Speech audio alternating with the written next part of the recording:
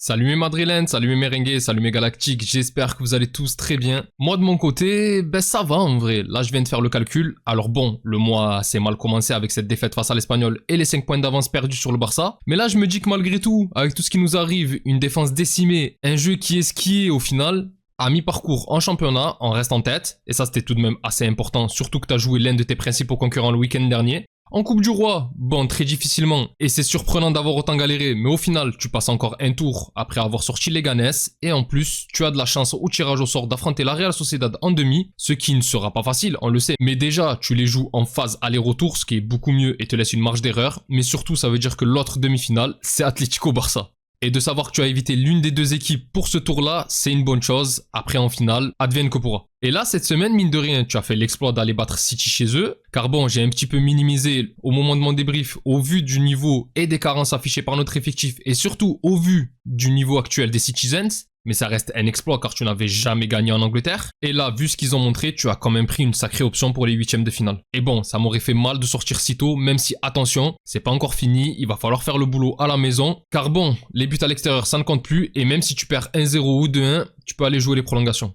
Enfin bref, ça on aura tout le temps de reparler après la rencontre face à Osasuna de demain, puisque c'est pour ça que vous avez cliqué sur cette vidéo. Du coup, Osasuna Real Madrid, match de demain qui va se jouer assez tôt, à 16h15. Je suis pas très fan des matchs de fin d'après-midi, mais ça laissera quelques heures de récupération en plus avant la rencontre de Ligue des Champions mercredi. Et vu le calendrier chargé, ce n'est pas négligeable. Après, on le sait, demain c'est victoire impératif. Là, tu n'as plus le droit du tout à l'erreur. En cas de contre-performance, tu peux passer de la première à la troisième place en seulement un week-end.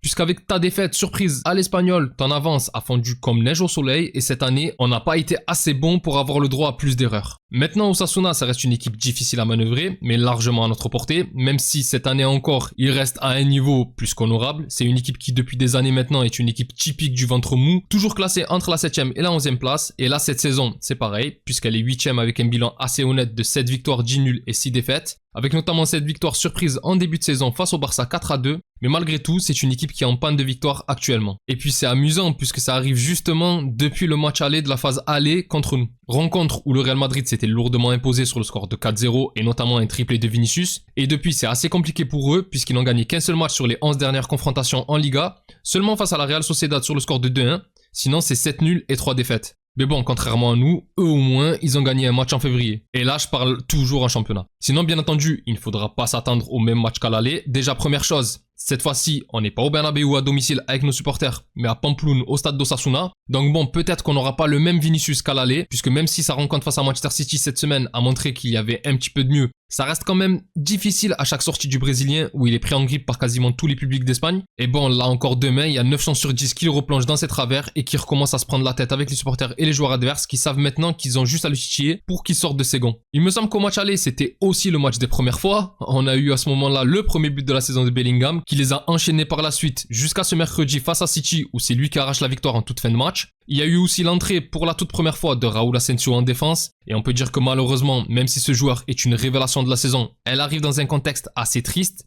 puisqu'il rentre justement pour remplacer Militao, qui s'était fait les croisés pour la seconde année consécutivement, et franchement, gros coup dur pour le Brésilien. Et conjointement, il y a eu la première passe décisive justement de Raúl Asensio sur le but de Bellingham. Bon, à ce jour, la seule je crois, mais ça reste la première malgré tout.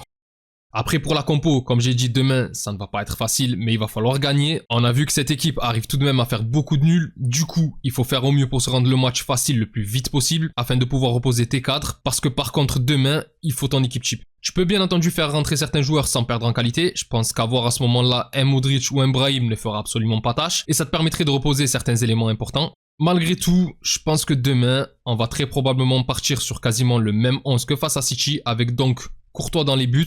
La charnière, bon là, on n'a pas le choix, ça va être Asensio et Tchouaméni qui pour l'instant tiennent la route avec un Asensio incroyable. À droite, avec la blessure de Vasquez, très probablement le capitaine Valverde. Franchement, ça m'a fait plaisir de le voir avec le brassard. À gauche, je pense qu'on devrait revoir Fran Garcia et que Mendy va se reposer pour le retour face à City. Au milieu, peut-être le même trio, Camavinga, Ceballos et Bellingham, mais ça ne me surprendrait pas de voir Modric à la place du français pour lui permettre de reprendre le rythme en enchaînant pas trop. Il ne faut pas oublier qu'il a été blessé assez longtemps et il a fait un gros match face à Manchester City, du coup on peut imaginer qu'il sera mis au repos. Et enfin en attaque, le trio habituel, Vinicius à gauche, Mbappé dans l'axe et Rodrigo à droite. Maintenant si tout se passe bien, je pense que Brahim pourrait rentrer assez vite et peut-être qu'on reverra Arda Güler et Hendrik en fin de match pour reposer totalement ta ligne d'attaque. Pour la partie prono, bon bien évidemment, je vois et il faut une victoire du Real, c'est tout simplement obligatoire. Demain, ça risque de mettre du temps à se décanter, comme souvent contre ce genre d'équipe. Mais si on trouve la brèche et qu'il commence à se découvrir, je pense qu'on peut réellement se mettre assez vite à l'abri avec l'attaque qu'on a. Du coup, j'irai sur un 3-0 ou 3-1. Et pour les buteurs, bien évidemment Mbappé, qui marque toujours autant. Vinicius, qui malgré tout n'a plus marqué depuis un petit moment, lui par contre. Et pourquoi pas Rodrigo, qui lui aussi est resté muet face à City et qui est souvent décisif actuellement.